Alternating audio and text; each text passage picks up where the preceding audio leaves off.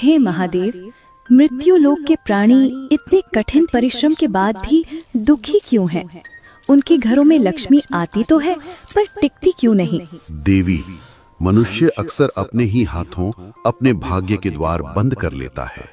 कलयुग का सत्य यही है कि घर की चारदीवारी में बोले गए कुछ शब्द पूरे परिवार की ऊर्जा और वैभव को भस्म कर देते हैं।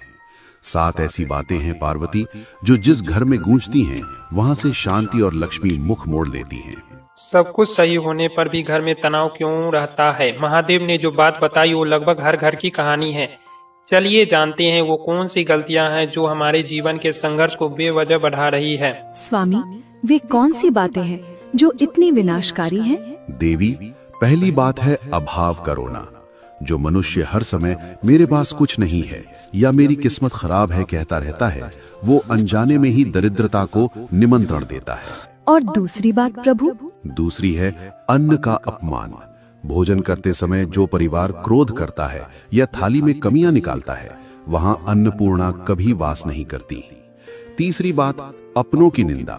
घर के सदस्यों के पीछे उनकी बुराई करना घर की नींव को खोखला कर देता है।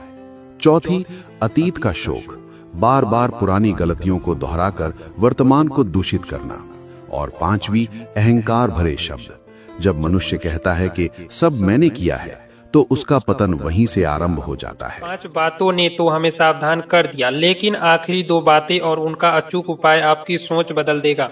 अनजाने में बोली गई छठी बात घर की बरकत पूरी तरह रोक देती है। आइए आगे सुनते हैं।